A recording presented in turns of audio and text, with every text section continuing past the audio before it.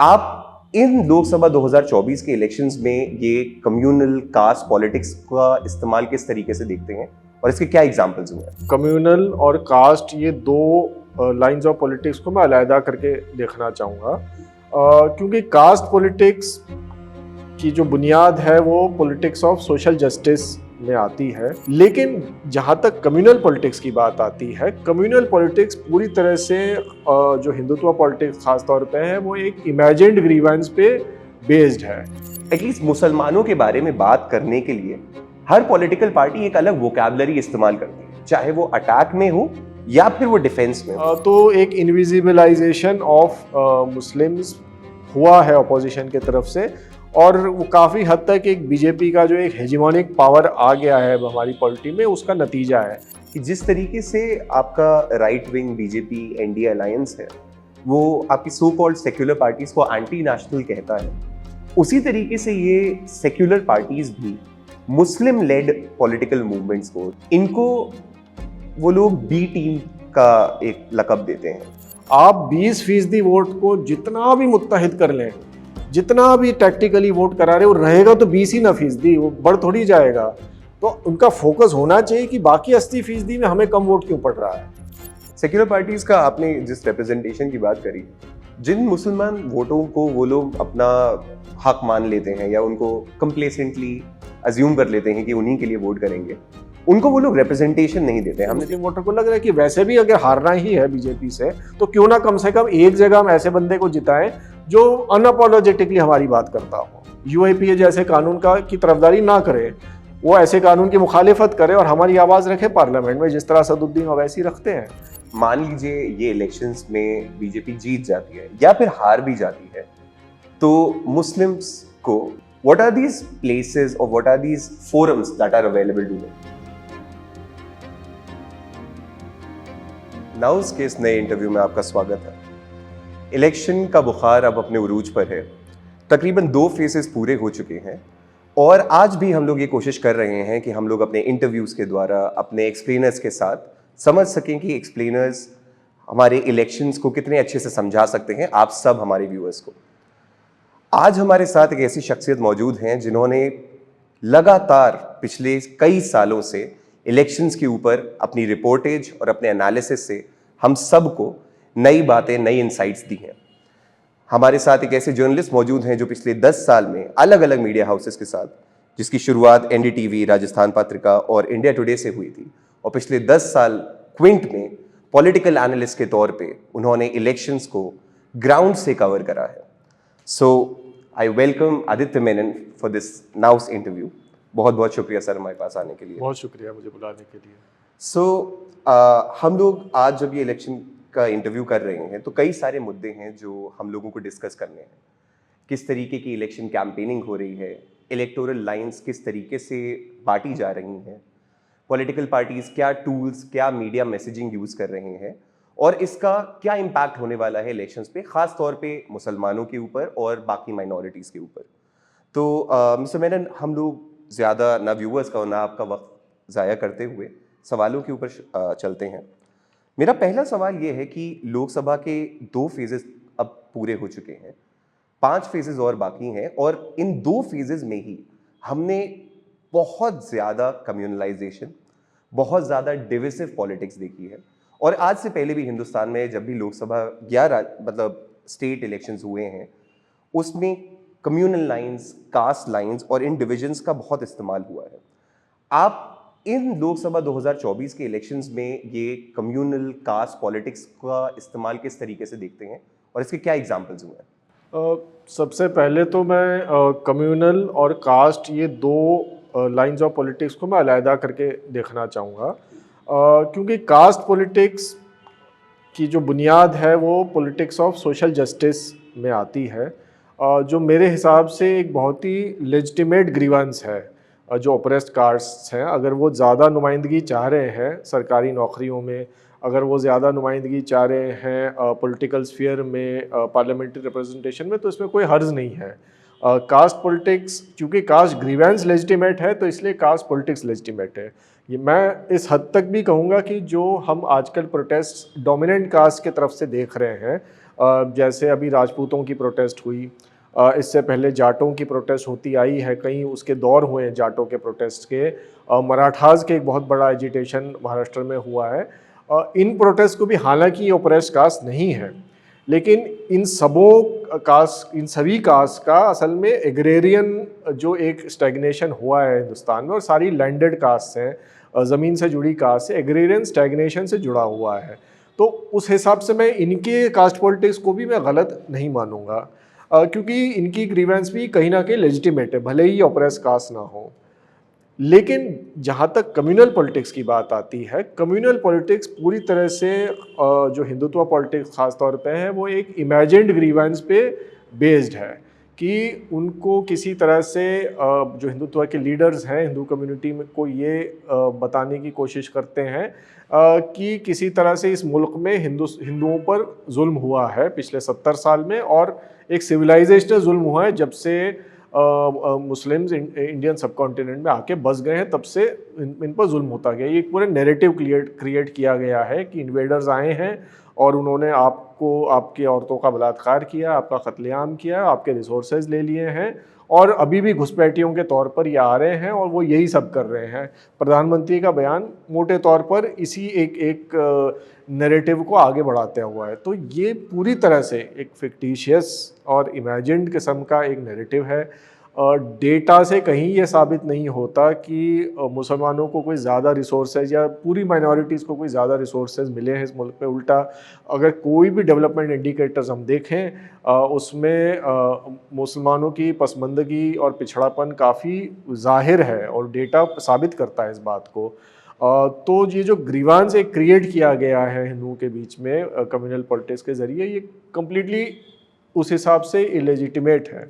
तो caste politics और communal politics को मैं इस वजह से अलग करके देखना चाहूँगा।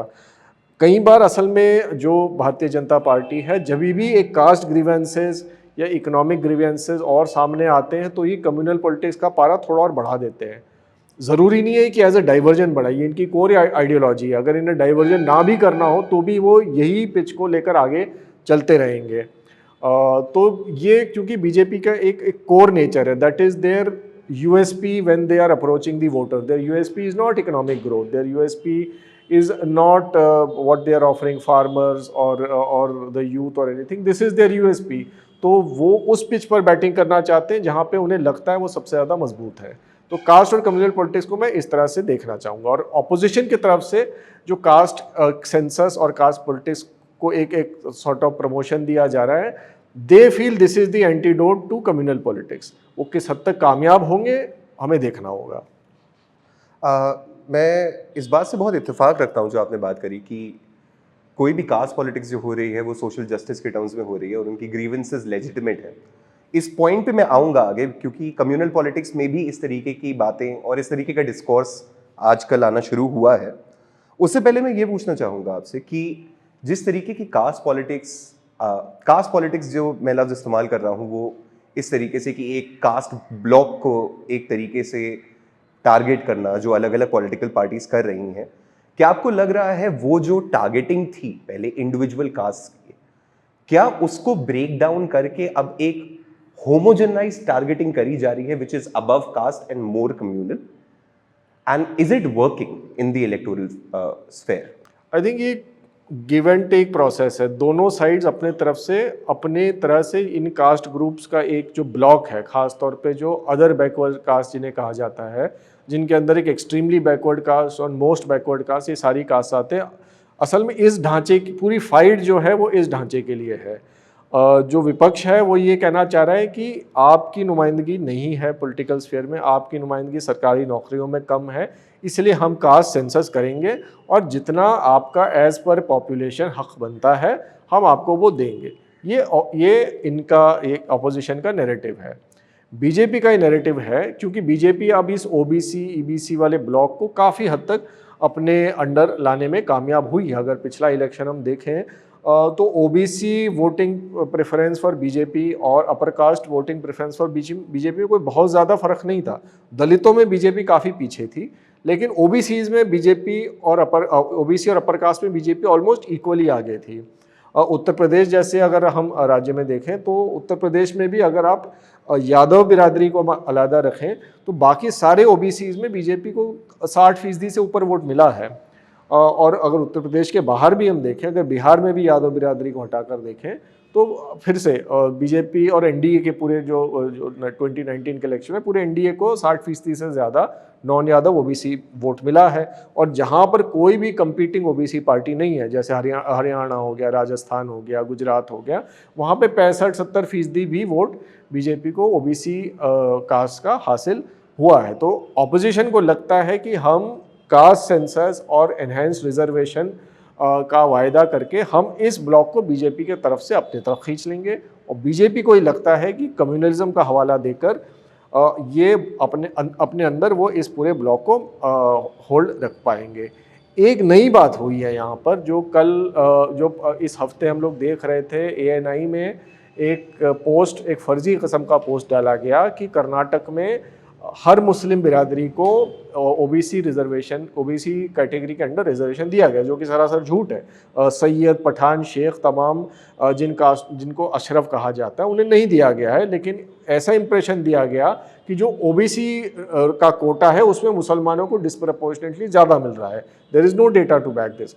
बीजेपी अब ये स्पिन करना चाह रही है कि रिजर्वेशन को भी कम्युनलाइज करना चाह रहे हैं कि देखिए अमित शाह का बयान आया था अभी कि हम मुसलमानों का रिजर्वेशन हटाकर ओबीसीज को, और वो कर्नाटका में उन्होंने किया भी था। जो मुस्लिम्स को, ओबीसीज विद इन मुस्लिम्स को एक रिजर्वेशन पिछली कांग्रेस सरकार और जेडीएस सरकार ने दे रखा था, उसको हटा के उन्होंने लिंगायत और वोकलिगा जैसी डोमिनेंट हिंदू कम्युनिटीज़ को दे दिया।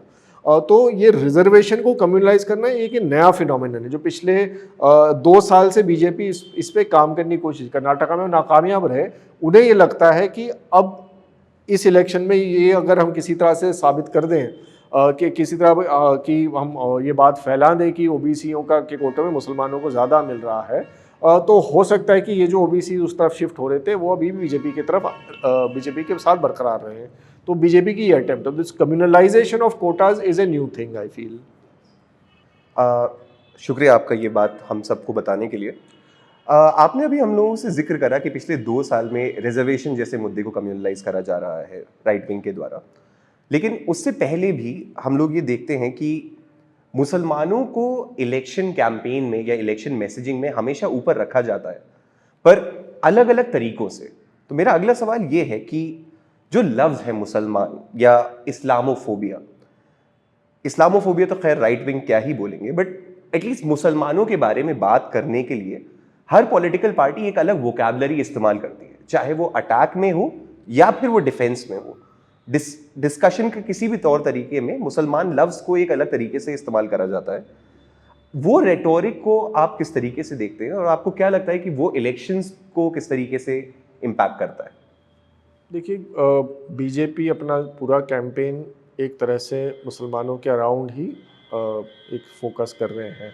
अपने जो भी उनके वायदे हैं जाहिर है वो हैं ऑन पेपर, लेकिन उनका main offering to the voter is that हमने मुसलमानों को किसी तरह से, जो उनके लीडर कहते हैं, चूड़ी टाइट कर दी, और ये ऐसे लफ्ज़ों का इस्तेमाल किया जाता है। आपने देखा होगा हैदराबाद में जो उनकी कैंडिडेट थी वो एक मस्जिद के तरफ ऐसे तीर मारने का इशारा किया। तो बीजेपी का पूरा कैंपेन मुसलमानों के अराउंड ही सेंटर्ड है, और पीएम ने वो पूरी बात जाहिर कर ही दी अपने स्पीच में। ऑन दी अदर हैंड हमारे पास ऑपोजिशन है जो मुस्लिम वर्ड बोलने से कतराते हैं। वो माइनॉरिटीज़ कह देंगे, ओप्रेस्ड कम्युनिटीज़ कह देंगे, ब्रॉडली कम्युनल हार्मनी की बात करेंगे इस तरह से, या फिर वो कई मरतबा जो मेन मैनिफेस्टो है उससे मुस्लिम इश्यूज़ हटाकर वो इनफॉर्मल जो इनकी डिस्कशंस होती हैं कम्युनिटी के साथ उसमें रख देंगे। तो एक इनविजिबलाइजेशन ऑफ मुस्लिम्स हुआ है अपोजिशन के तरफ से, और वो काफ़ी हद तक एक बीजेपी का जो एक हेजिमोनिक पावर आ गया है हमारी पॉलिटी में, उसका नतीजा है कि बीजेपी ने इतना ज़्यादा ये अपीजमेंट वाला जो एक झूठ फैला रखा है कि अपोजिशन पार्टीज़ को सही में लगता है कि मुसलमानों की एकदम वाजिब चीज़ों पर भी बात करना हमारे ऊपर अपीजमेंट का इल्ज़ाम ला सकता है। तो इस वजह से अपोजिशन पार्टीज़ लगता है कतरा रही हैं मुस्लिम इशू से, लेकिन एक्सेप्शंस भी रहे हैं। एक मैं उसमें मिसाल देना चाहूँगा, 2021 के असेंबली इलेक्शंस का साइकिल चल रहा था और पैरामिलिट्रीज के जरिए के हाथों एक मुस्लिम का इनकाउंटर किया गया वेस्ट बंगाल में। तो वो मुख्यमंत्री ममता बनर्जी को काफ़ी लोगों ने एडवाइस किया कि आप इस इशू में ना पड़ें क्योंकि कम्युनलाइज हो जाएगा, हिंदू मुस्लिम हो जाएगा, लेकिन उन्होंने ये स्टैंड लिया कि नहीं, गलत किलिंग हुई है, पैरामिलिट्री के ज़रिए हुई है, मेरे स्टेट में हुई है।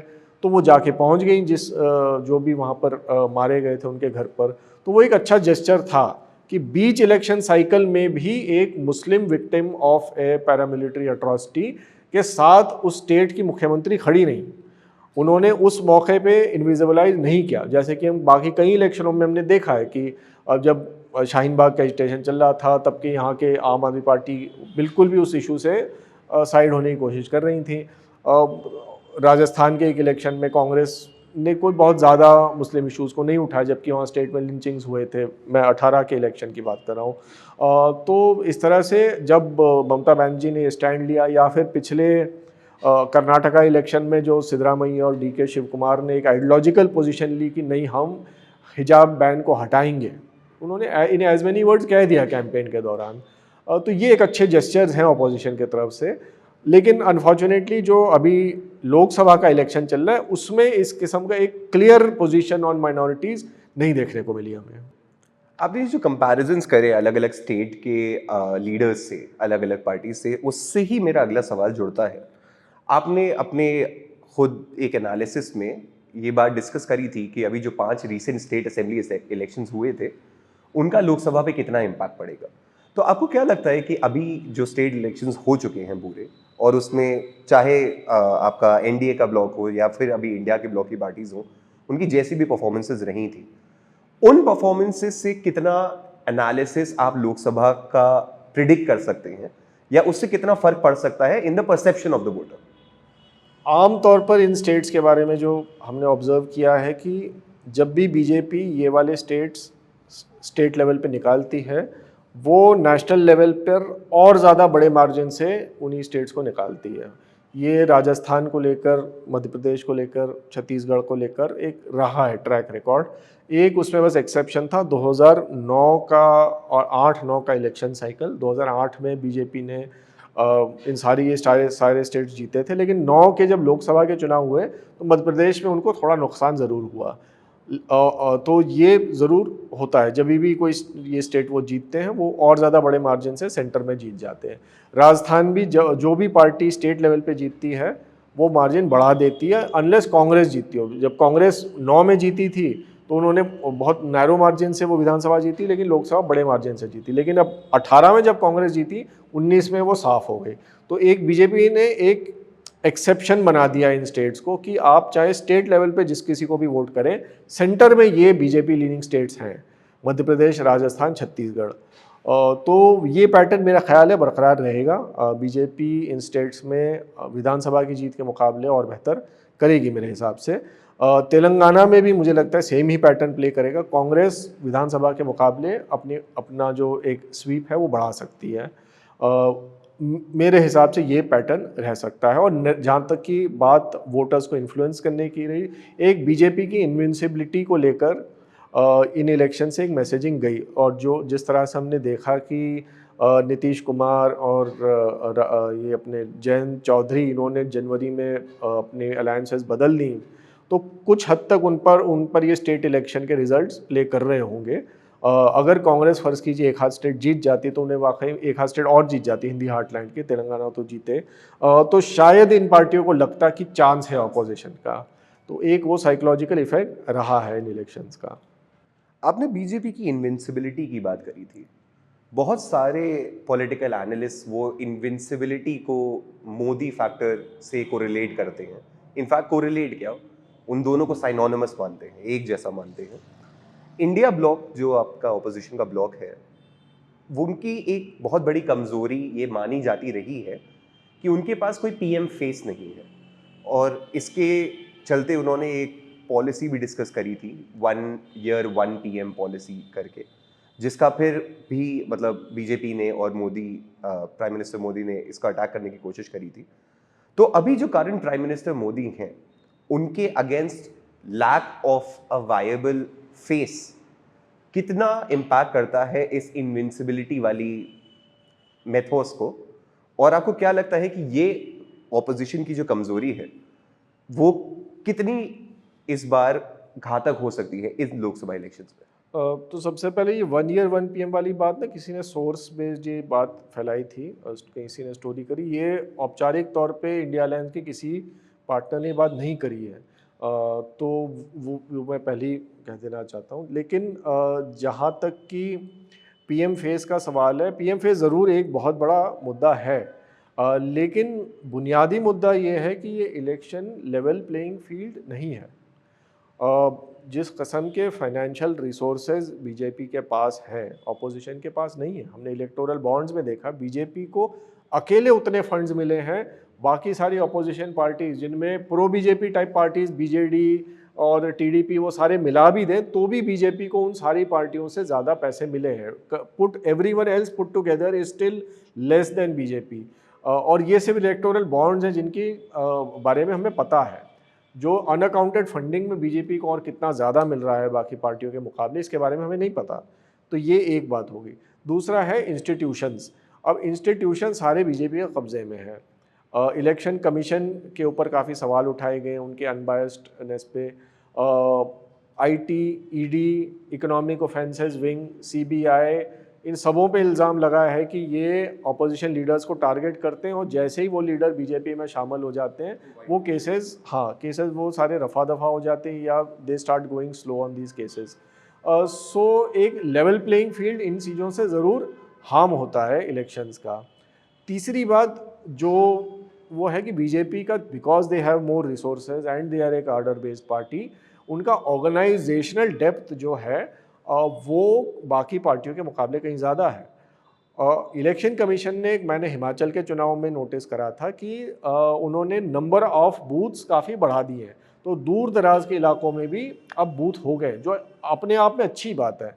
लेकिन जब भी बूथ के नंबर बढ़ जाते हैं तो जाहिर सी बात है बूथ वर्कर्स ज़्यादा होने, जिस पार्टी के पास ज़्यादा है उस पार्टी को एडवांटेज मिल जाता है, और बूथ वर्कर्स किस पार्टी के पास ज़्यादा है हम सबको पता है। ऐसे कहीं दूर दराज के इलाके हैं जहाँ अपोजिशन का बूथ वर्कर ही नहीं होता, तो वहाँ पर पोलिंग कैसे हो रही है और वो अपोजिशन नहीं देख पाता, वो नहीं वहाँ वोटर को मोबिलाइज कर पाते। तो ये भी एक वजह है जिससे बीजेपी का एक एडवांटेज बनता है। तो एक ये बुनियादी there are these at the ground level there are these issues. On top of that there is the leadership issue.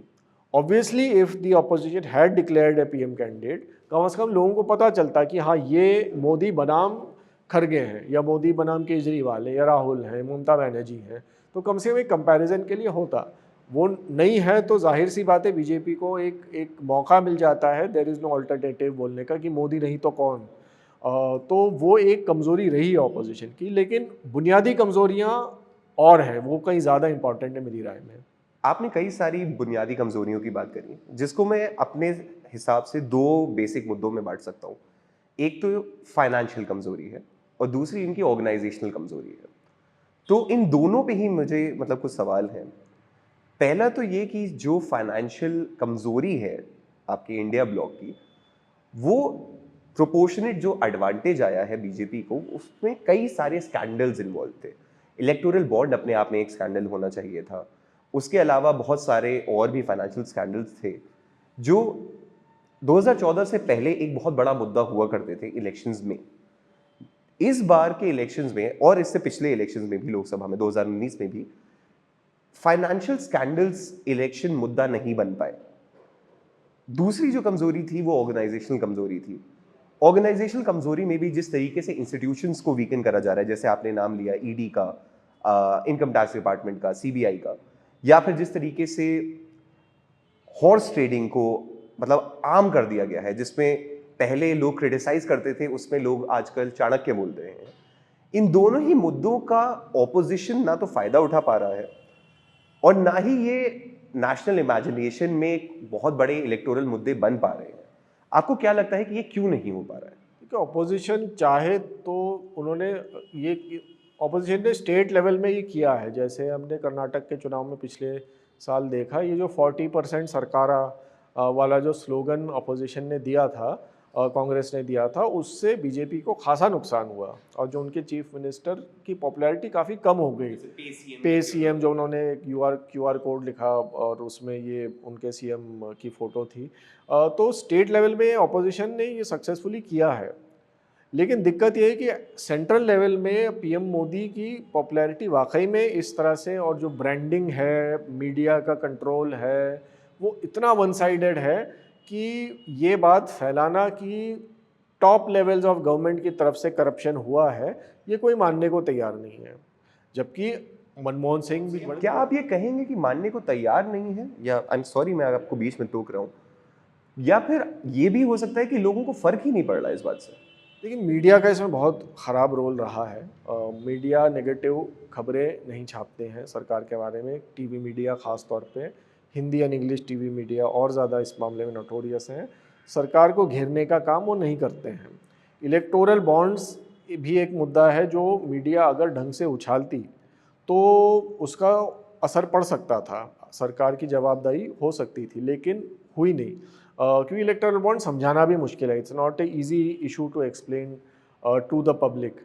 लेकिन जिस तरह से हम देखते थे यूपीए के टाइम में कैच फ्रेज बैठ जाता था कि 1,76,000 करोड़ का स्कैम, वो नंबर कहाँ से आया, किसने बनाया, उसका हेडलाइन किसने बनाया, पॉलिसी पैरालिसिस, इस किस्म के कैच फ्रेजेस बार बार रिपीट किए जाते थे जिनसे लोग मुझे सच मानना शुरू कर देते थे। वो मीडिया ने इनके साथ में नहीं किया, तो मीडिया अपना रोल नहीं कर रही है। चूंकि मीडिया अपना रोल नहीं कर रही है, लोग मानने को तैयार नहीं है कि ये सरकार ने वाकई में करप्शन किया है। दूसरी वजह लेकिन इसमें ये भी है, जो मैं एडमिट करूँगा, कि करप्शन सेंट्रलाइज हुआ है सरकार के अंदर। जो जहाँ पर यूपीए सफ़र करता था उन्होंने करप्शन डिसेंट्रलाइज हुआ था, तो हर तीसरा चौथा मंत्री अपने पैसे बना रहा है, तो वो लोगों को ज़्यादा नज़र में आता था क्योंकि आपको दिख रहा है कि भाई एक किसी के स्टैंडर्ड ऑफ लिविंग में बहुत असर पड़ गया, और स्कैम्स भी डिसऑर्गेनाइज तरह से बाहर आने लग गए। यहाँ पे जो कि इतना सेंट्रलाइज्ड, अब इलेक्टोरल बॉन्ड्स एक बहुत ही सेंट्रलाइज्ड किस्म की स्कीम है कि जो भी है वो बीजेपी के तरफ जा रहा है। अब जो एक स्टोरी क्विंट ने करी थी कि एक दलित किसान का कोई ज़मीन का मुआवजा दिया गया और उसी मुआवजे से ये बीजेपी के इलेक्टोरल बॉन्ड खरीदने को उसी कंपनी ने कह दिया, तो ये तो करप्शन हुआ। और ये जाहिर सी बात है कि पार्टी और कंपनी के बीच का एक अंडरस्टैंडिंग के तहत हुआ हो सकता है। तो इस तरह से ये चूँकि सेंट्रलाइज तरह से करप्शन हो रहा है, इसलिए लोगों तक वो बात पहुंच नहीं रही है। आपने मीडिया के बहुत इम्पोर्टेंट रोल के बारे में बताया, मेरा एक सवाल उसके बारे में है, पर उससे पहले अभी आपने जो एक बात कही, जैसे आपने वो फार्मर्स वाले डोनर के बारे में बताया, क्या हमारे इस इलेक्शंस में एथिक्स पहले कभी थे, या आजकल जो हम देख रहे हैं इसी चंद 5-10 सालों में ही एथिकल रोल खत्म हो गया है इलेक्शंस में? जैसे इलेक्शंस के मुद्दों में जो फाइनेंशियल स्कैंडल्स थे उसमें लोगों को अनएथिकल ये लगता था कि हमसे चोरी हो रही है, लेकिन उन फार्मा कंपनीज का डोनेशन देना जिनकी वजह से कोविड के टाइम पे वैक्सीन्स देर से लगीं या नहीं मिल पाई, या जो भी कंट्रोवर्सी हुई, या फिर इस तरीके के नोशंस जैसे डीमोनेटाइजेशन हुआ था, या फिर इकोनॉमी में जो कोलैप्स हो रहा है, या जॉबलेसनेस जिस तरीके से बढ़ रही है, ये सारे एथिकल मुद्दे भी हुआ करते थे। क्या इन इलेक्शंस में हमारा एथिकल कंपस इररेलेवेंट हो चुका है? उसमें एक इशू ये आता है कि जनता में कई लोगों में ये एक धारणा बन जाती है कि वो भी करप्ट है, ये भी करप्ट है, बेरोज़गारी उसके अंडर भी है, इसके अंडर भी है। तो इसलिए जब दोनों में आपको डिफरेंशिएटर्स कम नज़र आने लगते हैं, तब आप फिर आइडेंटिटी के मुद्दे के तरह पे, या फिर एक वेग जो लीडरशिप जिसे कहा जाता है, उसके बेसिस पे आप वोट देंगे। एक चीज़ ऑफकोर्स बिकॉज मीडिया अपना काम नहीं कर रहा है, लोगों में यानी लोग सफ़र कर रहे हैं महंगाई में, बेरोज़गारी में, लेकिन the prime minister and the government is not getting blamed for it. तो वो एक मीडिया की खामी की वजह से सरकार की रिस्पॉन्सिबिलिटी नहीं फिक्स हो पा रही है। आप मीडिया का इम्पोर्टेंस के बारे में बार बार जिक्र कर रहे हैं। आजकल जो हम लोग मीडिया कंज्यूम कर रहे हैं, मैं उसको 3 तरीके से कैटेगराइज कर पा रहा हूँ। एक आपका so called main stream media है, जो आपके टीवी चैनल्स हो गए, एक वो ऑल्टरनेटिव मीडिया स्पेस है जिसमें हम और आप, नाउ, स्क्विंट, वायर, स्क्रोल वगैरह काम कर रहे हैं, और एक आपका सोशल मीडिया है। इन तीनों ही मीडिया का कितना क्रूशल रोल है इलेक्शंस के आउटकम्स पे? और जो हमारे पास दो क्लियर ब्लॉक्स हैं, एक आपका राइट विंग बीजेपी एनडीए और इधर ऑपोजिशन में इंडिया ब्लॉक, इन तीनों मीडिया स्ट्रीम्स कह लीजिए पे कौन कितना डोमिनेट करता हुआ दिख रहा है आपको? अब देखिए, जैसे हमने पंजाब में फील्ड वर्क किया था 14 के इलेक्शन में, तो उसमें एक डेटा पॉइंट आया था सामने कि एक ही गांव में एक ही क्लास के लोग जो पंजाबी चैनल देखते हैं, न्यूज़ चैनल, और जो हिंदी न्यूज़ चैनल देखते हैं। जो हिंदी न्यूज़ चैनल देखते थे वो प्राइम मिनिस्टर नरेंद्र मोदी को, उस वक्त तो पीएम उम्मीदवार थे, नरेंद्र मोदी को लेके पॉजिटिव उनका व्यू होता था, परसेप्शन था। लेकिन जो पंजाबी देखते थे उनका ओवरवेलमिंगली नेगेटिव व्यू होता था। तो इससे हमें पता चलता है कि आप जो मीडिया आप देख रहे हैं उसका आप पर क्या असर पड़ता है। क्लियरली जो हिंदी मीडिया था वो ओवरवेलमिंगली प्रो मोदी था, जो पंजाबी मीडिया था वो तो न्यूट्रल था, एंटी मोदी था। तो जाहिर है जो लोग अपनी इन्फॉर्मेशन और अपनी राय मीडिया के बेसिस पे बनाते हैं उनका इस तरह से असर पड़ जाता है मीडिया का। ये रही बात मीडिया की। सोशल मीडिया का पिछले कुछ सालों में जाहिर सी बात है काफ़ी असर बढ़ गया है, और इस इलेक्शन को हम हिंदुस्तान का सबसे पहला इन्फ्लुएंसर इलेक्शन कह सकते हैं। चूँकि ये पहला इलेक्शन है जिसमें influencer, social media influencers, YouTubers बढ़ चढ़कर हिस्सा ले रहे हैं अपनी, और पब्लिक ओपिनियन फॉर्म करने की कोशिश कर रहे हैं। इसमें भी लेकिन मैं कहीं ना कहीं मेन स्ट्रीम मीडिया की खामी मानूंगा, क्योंकि अगर मीडिया अपना काम कर रहा होता, ध्रुव राठी को यूट्यूब के ज़रिए लोगों को नहीं समझाना पड़ता मुद्दों को लेकर। तो क्योंकि इंडिपेंडेंट मीडिया नहीं रहा या इंडिपेंडेंट मीडिया को कुचला जा रहा है, इसलिए ऐसे यूट्यूबर्स उस वैक्यूम को फिल करने की कोशिश कर रहे हैं। सही बात। आपने मीडिया के रोल के बारे में बात करी और स्पेशली आपने रीजनल मीडिया वर्सेस हिंदी और मेन स्ट्रीम मीडिया का डिफरेंस बताया।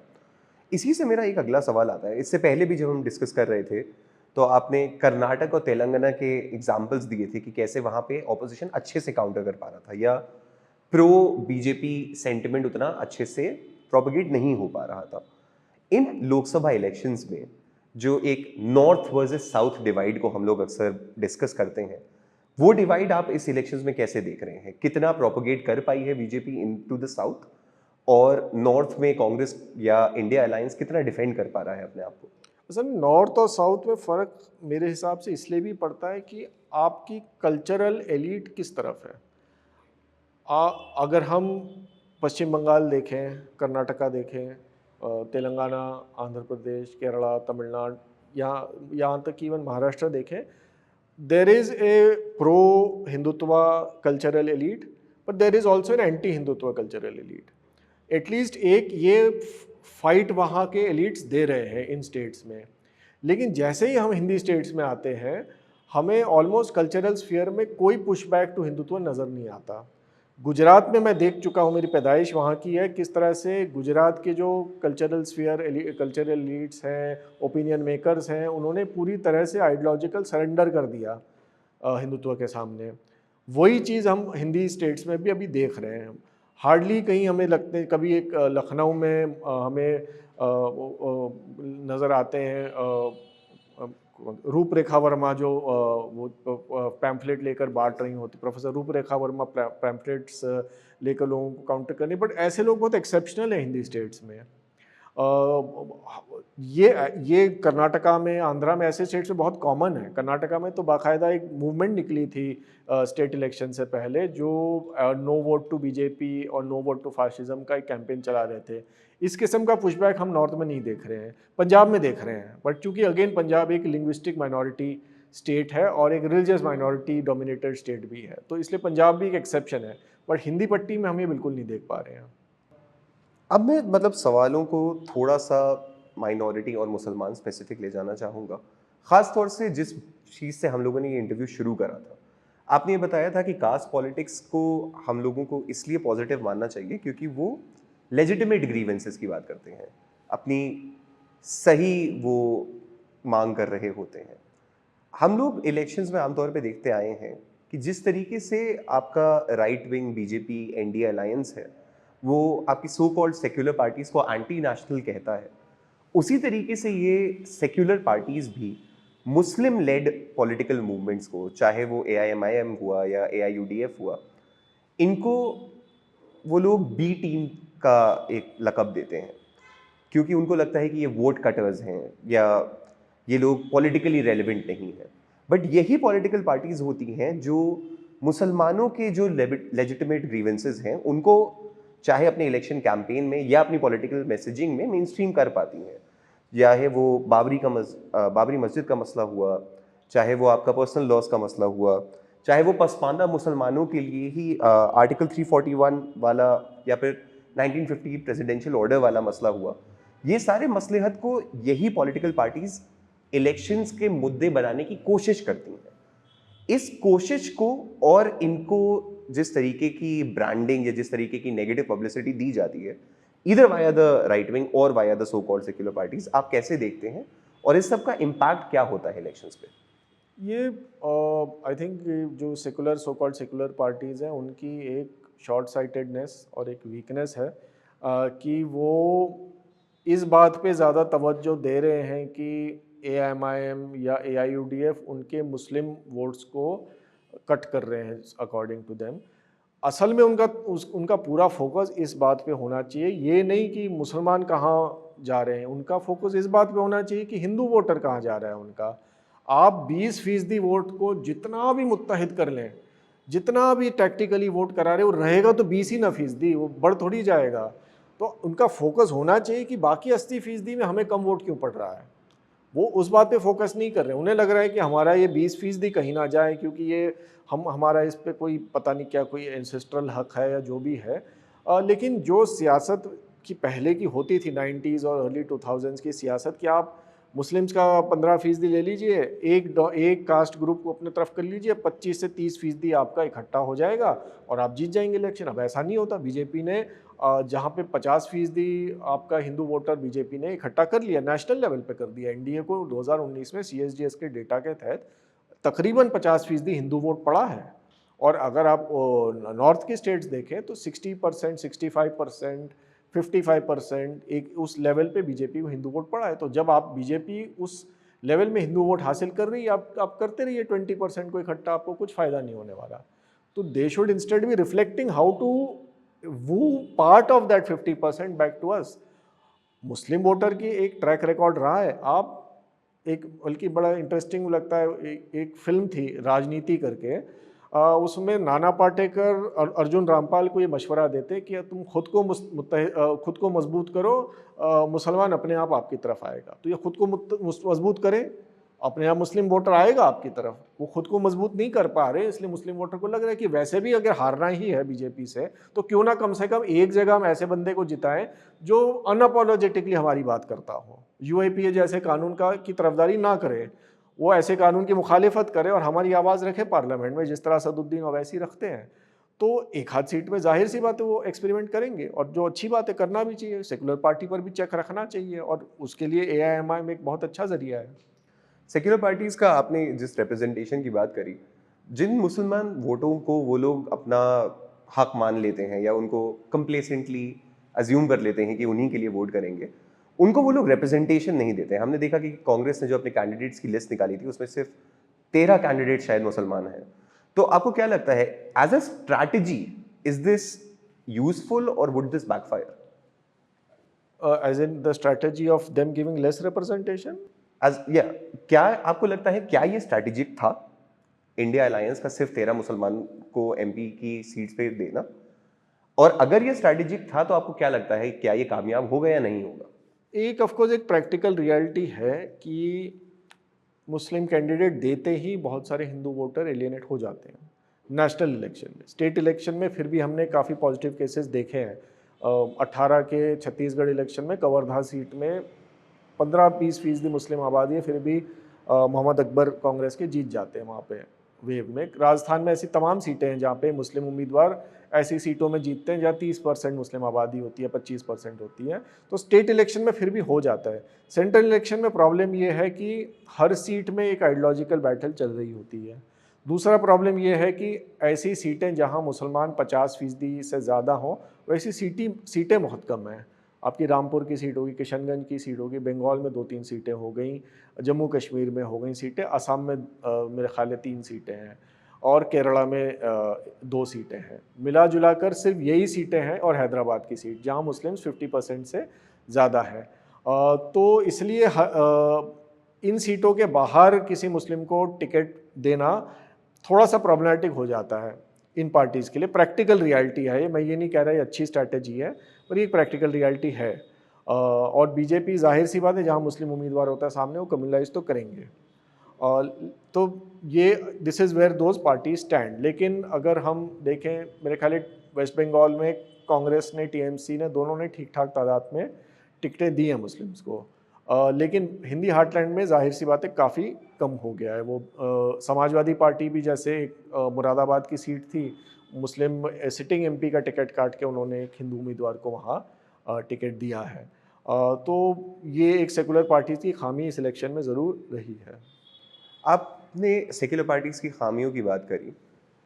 एक चीज़ हम ये भी देखते आए हैं कि मुसलमानों के वोट को हमेशा या तो डरा के या फिर उन्होंने खुद डर के उसको इस तरीके से इस्तेमाल करने की कोशिश करी है कि how can we beat the BJP. मुसलमानों ने जब भी वोट दिया है आमतौर पे हिस्टोरिकली ये इस तरीके से गया है कि हम बीजेपी को कैसे हरा सकें। इसके चक्कर में कभी भी मुसलमान अपने डेवलपमेंट के बारे में बात नहीं कर पाया, ना अपने इकोनॉमिक स्ट्रगल्स के बारे में, ना अपने सोशल स्ट्रगल्स के बारे में, ना अपने पॉलिटिकल स्ट्रगल्स के बारे में। क्या मुसलमानों को एक मोनोलिथिक वोट बैंक पे रिड्यूस करने की वजह से सेक्युलर पार्टीज को नुकसान हुआ है? क्या इसके बारे में कुछ करा जा सकता है in this election? And do you think this is something that we will see इस लोकसभा इलेक्शन में भी? इस लोकसभा इलेक्शन में definitely I feel there is going to be a monolithic Muslim voting. एक आध सीट्स में एक्सेप्शन हो सकता है, हैदराबाद में डेफिनेटली एक्सेप्शन होने वाला है, धुबरी में एक्सेप्शन होगा, किशनगंज में, औरंगाबाद में देखना होगा, हमें कह नहीं सकते, अभी भी वहाँ पे फाइट चल रही है। लेकिन ये मोनोलिथिक होने की वजह क्या है? मोनोलिथिक होने की वजह ये है लिव्ड एक्सपीरियंस मोनोलिथिक है। If a community is being persecuted in a United manner, अगर एज मुस्लिम्स अगर परसिक्यूट किया जा रहा है तो जाहिर सी बात है उसका रिस्पॉन्स भी एज मुस्लिम्स होगा और एक यूनाइटेड रिस्पॉन्स होगा, मोनोलिथिक रिस्पॉन्स होगा, because across the board persecution हो रहा है। अगर आप मुझे तो ये लगता है कि आने वाले वक्त में जो हम म्यूनसिपल लेवल पर भी हम कभी कभी देखते थे कहीं इंडिपेंडेंट जीत जा रहा है या कहीं एमआईएम जीत जा रही है, वो भी मेरा ख्याल है आने वाले दिनों में कम हो जाएगा। क्योंकि जब बुलडोज़र चलाया जा रहा है मुसलमानों पे, बुलडोज़र कौन चला रहा है? म्यूनसिपल अथॉरिटी चला रही है। तो जाहिर सी बात है अब म्यूनसिपल लेवल में भी टैक्टिकल वोटिंग होनी शुरू हो जाएगी कि म्यूनसिपल वोटिंग में भी उसको वोट दो जो बीजेपी को हरा सकता है। तो ये क्या फैसला कह ले सकते रहे हैं हैं। कि मुसलमान डेवलपमेंट की जगह अपना सर्वाइवल चुन रहा है? पर सर्वाइवल ना चुने तो क्या करें? सर्वाइवल नहीं होगा तो डेवलपमेंट की। इलेक्शन सिर्फ एक इवेंट है, इलेक्शन से आपकी लड़ाइयाँ ख़त्म नहीं होंगी, इलेक्शन से आपकी तकलीफ़ें ख़त्म नहीं होंगी। इलेक्शन से इनफैक्ट लड़ाई शुरू होती है कि इलेक्शन में ठीक है आप वोट दे देंगे, हो सकता है कई जगह बीजेपी पॉलिटिकल पावर बीजेपी के हाथ से चला जाए, पर यह भी हो सकता है कि ना जाए।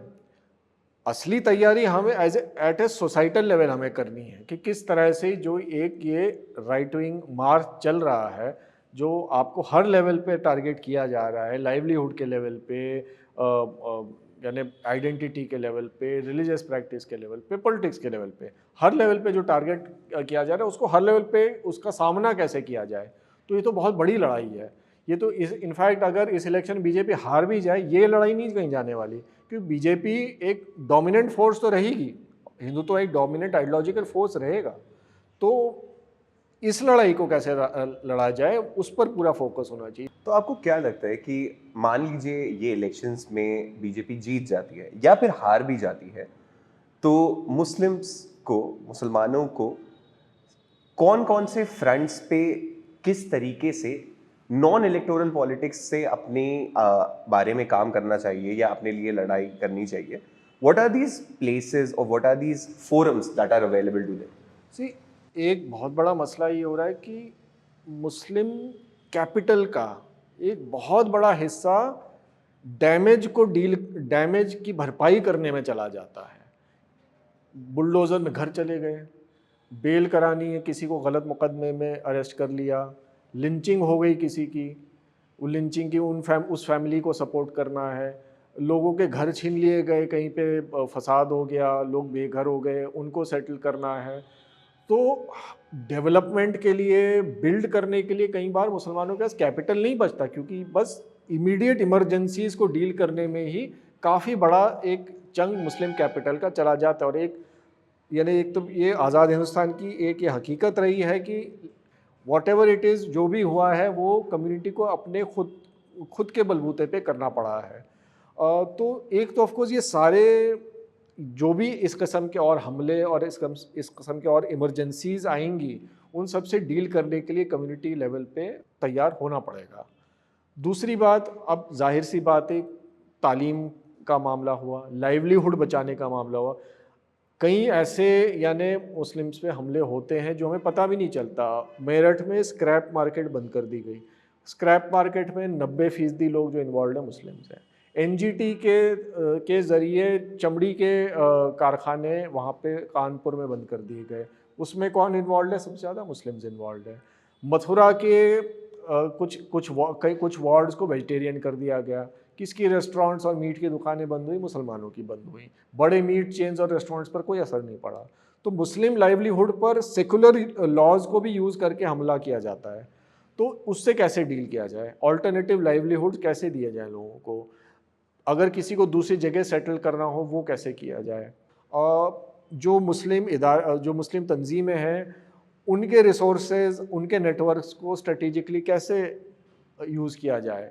रिलीफ का काम माशाल्लाह मुस्लिम तंजीमें बहुत अच्छी तरह करती हैं। कहीं पर कोई भी हादसा, रिलीफ के लिए पैसे भी इकट्ठा हो जाते हैं, माल भी इकट्ठा हो जाता है, पर स्ट्रेटेजिकली और चीज़ों में कैसे इसको यूज़ किया जाए हम लोग रीबिल्ड कर पाते हैं, बिल्ड नहीं कर पाते। बिल्कुल सही। और Muslims are the biggest victims of fake news.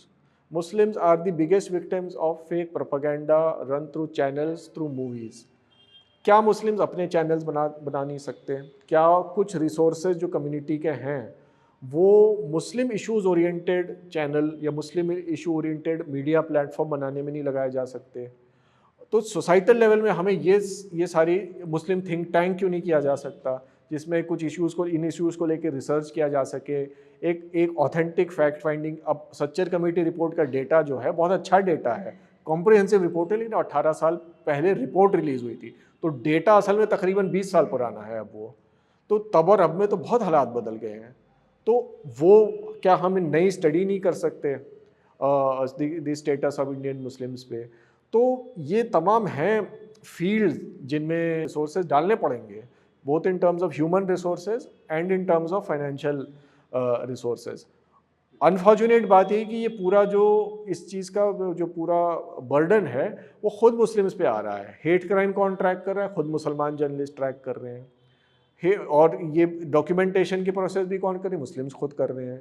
तो अनफॉर्चुनेटली कम्युनिटी को वो खुद एट देयर ओन लेवल करना पड़ेगा।